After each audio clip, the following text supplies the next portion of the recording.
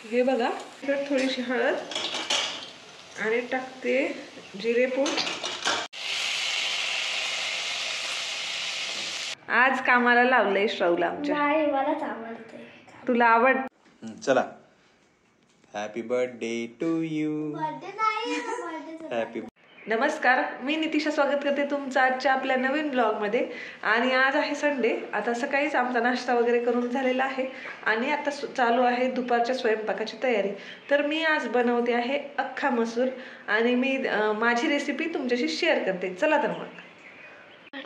मी सुरुवातीला त्यामध्ये मोहरी टाकून घेतली आणि मोहरी तडतडली की लगेच मी त्यामध्ये जिरे टाकून घेतले. आणि या भाजीमध्ये कांदा थोडासा जास्त प्रमाणात लागतो, तर आता मी त्यामध्ये कांदा टाकून घेतलाय.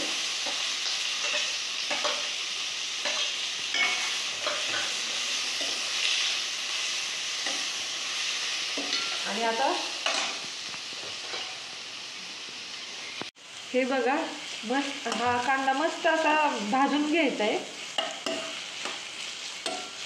चांगला त्याला तेल सुटेपर्यंत. थोडासा कांदा भाजल्याच्या नंतर थोडासा त्यामध्ये लसूण ठेचून घेतलेला आहे मी, तो मी त्यामध्ये घालणार आहे.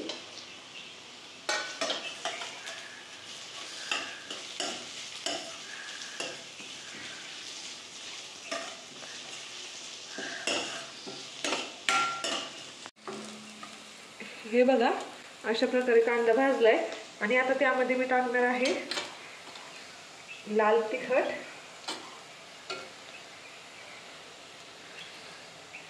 हे बघा, अशा प्रकारे कांदा भाजलेला आहे, त्याला तेल सुटलंय. आणि आता त्यामध्ये मी थोडीशी कोथिंबीर टाकणार आहे.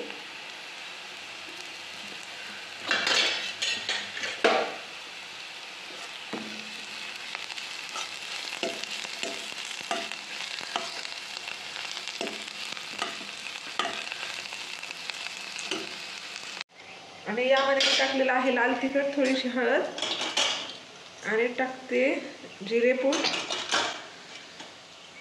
धनेपूड. ही काश्मीरी लाल मिर्च टाकली मी कलर येण्यासाठी.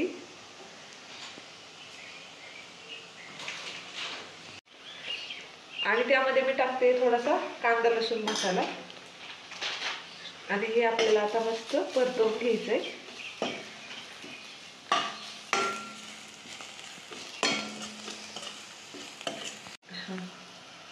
ही पहा, हा आहे अख्खा मसूर आणि हा मी 2 तास भिजवला होता. तर आता हे मी यामध्ये टाकून घेणार आहे. हे पाहू शकता, आता मस्त हे सर्व भाजलेलं आहे. आता लाल तिखट वगैरे सर्व भाजलेलं आहे तेलामध्ये. आणि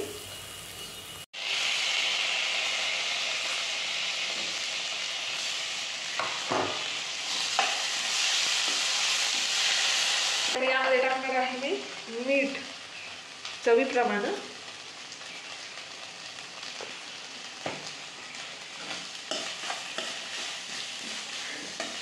मीठ घालून घेतलंय.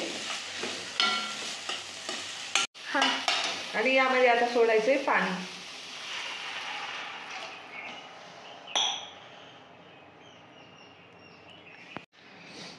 आणि यामध्ये पाणी थोडंसं जास्त प्रमाणामध्ये टाकायचंय, कारण की हे आपल्याला 10-15 मिनिट शिजवून घ्यायची भाजी. हे बघा, 10 मिनिटात अशी मस्त अशी भाजी तयार झालेली आहे, शिजून रेडी. आणि ही अशी कन्सिस्टन्सी केलेली आहे मी. तर आता झालेली आहे भाजी मस्त. चला तर आता आम्ही जेवण करून घेतो. तर मित्रांनो, तुम्ही पाहिलं असेल, आम्ही डीमार्टला गेलो होतो 1-2 दिवसाआधी.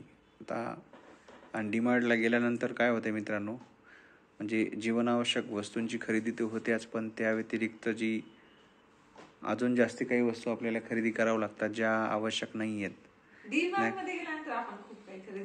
ते बघा तुम्ही, आता तुम्हाला दिसतच असेल, हे खूप सारे कंटेनर्स.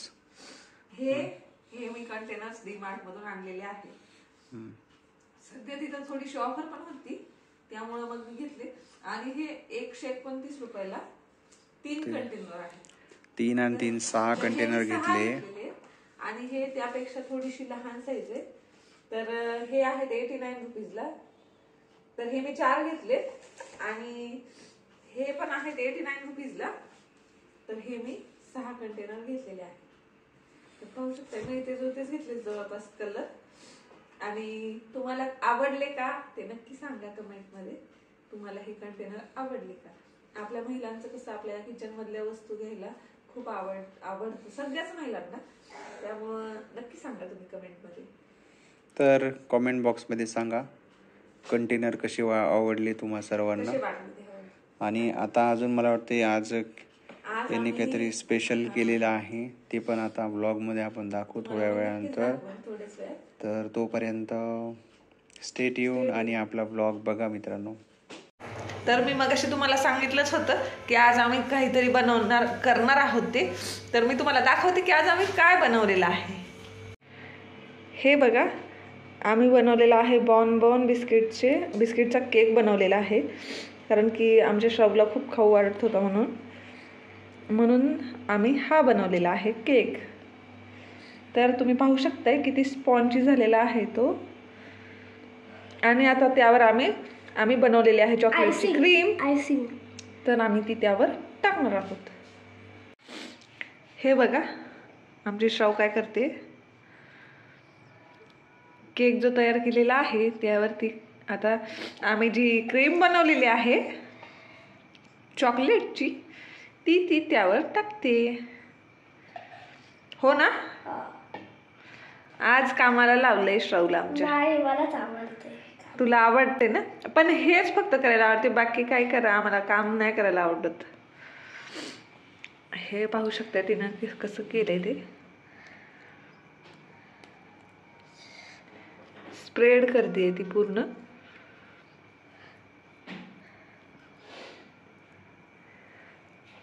आणि आता आम्ही फटाफट केक कट करणार आहोत आणि खाणार पण आहोत.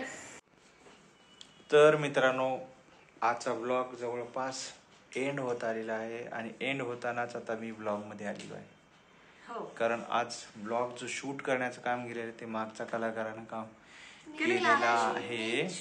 आणि हा पण आमचा एक शूटर तयार झाला आहे. आणि तुम्हाला इथे दिसत असेल हा केक. डीमार्टला गेलो होतो आम्ही. डीमार्टला येतानाच तिथून डार्क चॉकलेट्स आणि बॉन्स घेऊन आलो होतो आम्ही. हे बघा ही मागून कशी बघायली डोळे काढू डोळे मोठे इथे दाखवायला तुम्हाला सर्व. नाही तर ते आणलं होतं. मग आज त्याचा केक यांनी तयार केलेला आहे मित्रांनो. आणि केक बघा, ज्याला केक आवडते त्याने असं केकचं ताट घेऊन बसलंय मस्त. डेकोरेट केलंय.